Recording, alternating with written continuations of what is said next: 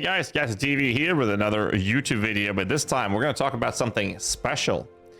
Me and my team have been hard at work making a Last Epoch build guides. You can find them on iceveins.com/last-epoch. You can also just go to iceveins like this and then click on Last Epoch up here, and you'll find a bunch of build guides and general guides and whatnot. And among here, you'll find a bunch of my guides.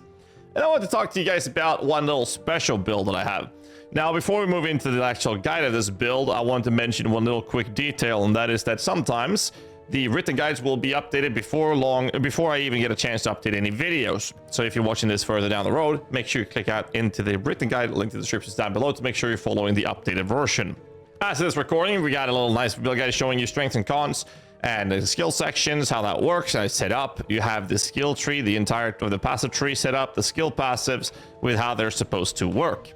I'm not going to go through the guide too much. I'm going to give you a rundown of how this build works in game and just leave a link for the written guide in the descriptions below. And I'm going to show you what makes it so cool. Now, I will say that this is recorded before the game launched. It is the 5th of February, I believe it is. And we're going to have the game launching in about 16 days. So this is my character. It's kind of poorly geared. I do have a unstable core. I do have some of the uniques required. Mad Alchemist ladle and whatnot, so it's kind of decently geared, but my defenses are kind of trash, so it's been a little rough sometimes. And I'm currently playing pretty smoothly around 150 corruption right now, which I've been told is going to be seeing some changes from what I've been hearing. This build is able to do several hundreds levels of corruption before any rework of that. So I'm going to show you a boss, which is the Reign of Dragons boss, which is literally the boss you want to farm the second you start playing this character. Because what happens is when you get into the monolith is that the way you get the best layers of defense is coming from Twisted Heart of Kairos. This is basically making you spend your percent of your current health so you can't kill yourself and get ward. And I mean tons and tons of ward. So just me casting abilities like this will just bring up my ward. Now when you're hitting something, you'll be leeching, which means you're going to be hitting even more ward per cast, among other reasons. We're going to be using a frost wall, which we step through, which will hit a bunch of damage, but also give us the flame shield. And we're also going to use frost claw. This is our main source of damage, but this costs quite a lot of mana. So a lot of our effort in our gear and our tree will be to solve mana regen. We're also going to be using our lightning blast. This is a Runemaster, but we are using the flame rush, and the reason for that is because flame rush allows us to use it through a frost shield to get us the buff. The teleport will not. And then we have the Runic Convocation. Now, normally you'll cast mostly lightning spells, which means that the Runic Convocation spell will give you the ball lightning, which looks like this, and deals a ton of damage. Pretty chill, comfortable, pretty chill, and that's how the build is played. You're essentially just going to pop everything on the screen consistently. This boss has one big AoE damage effect. Now, I already have the Twisted Heart, so I'm going to show you that despite my current state of resistances, I should theoretically be able to just sit and face tank him. So we'll see how that goes. My gear is a little down though. So I'm gonna get full HP, get a little bit of ward, put down a shield, get that one up, and then I'm just gonna sit here and do this. I'm gonna stand aside, and you can see the amount of ward that I'm getting right now. I'm up on 10,000. I'm gonna take this and just tank it. So 13,000. It's just ridiculous. Absolutely ridiculous. 14k, I can pop the Runic Convocation, hit the shield, step through it, and do some more. We should be able to hit like 16,000 ward. We don't even ever have to move. It's just absolutely ridiculous how cool this build is. I fell in love with this. I know it's not a minion build, but it's definitely one of my favorite builds in this game so far. And it's tanky, it's comfortable. I don't know. I don't know how to describe it more than that. It's just absolutely freaking fantastic to play. So if this is something you're looking for, then definitely check the build out. You can play this without any sort of unique items whatsoever. The gearing is very, very straightforward and very simple to get your understanding around, so you know what to do.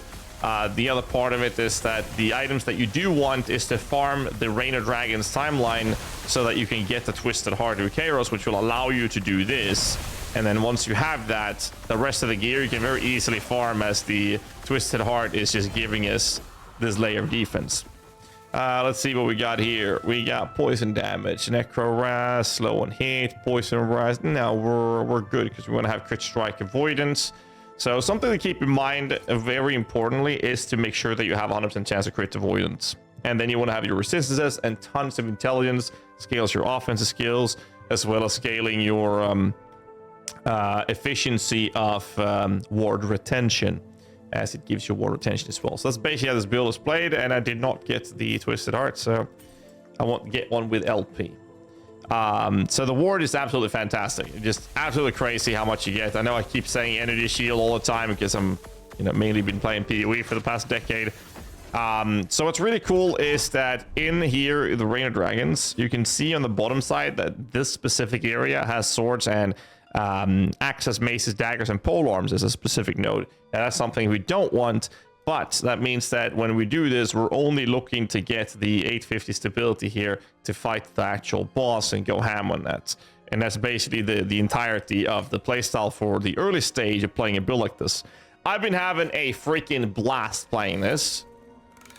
Lightning blast, no pun intended actually. And this is the written guide. So in here you have a list of the runic invocation list, the way it's been played. This is the one we'll mostly be using.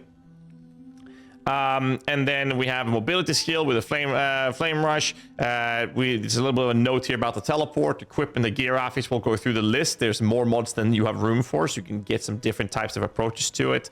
And there's also a list of unique items that you could use. For example, Twisted Heart of Eukaros, very important. Mad Alchemist Ladle, Fragment of Enigma, optional gearing. For example, if you get yourself Telfun's Mirage boots, then you can utilize them with legendary potential to get some of that intelligence. Let's see if I can show you those boots. And then Unstable Core is the chest piece I'm using, for example. Very, very good. It's all about maintaining as much mana sustain as possible so you can keep casting. And there's also a section for the idols, of course, and your blessings. And something we have here is a lot of spell lightning damage, but most importantly, the cast speed, since us casting spells gives us tons of ward, right? So the boots I was talking about looks like this.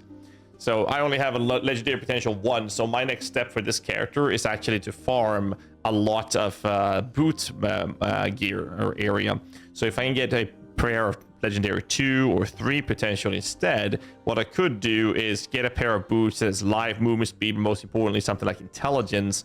We'll just look at the list here. Want intelligence, movement speed, maybe some vitality, hybrid HP, crit strike avoidance, or flat HP, depending on what I need, and try to move some of those stats over to the Telfun's Mirage. That's how that works.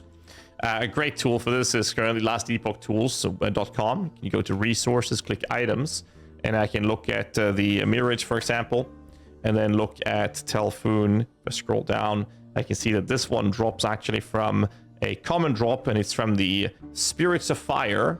And it drops from unique or set boots echo reward, which is the very specific area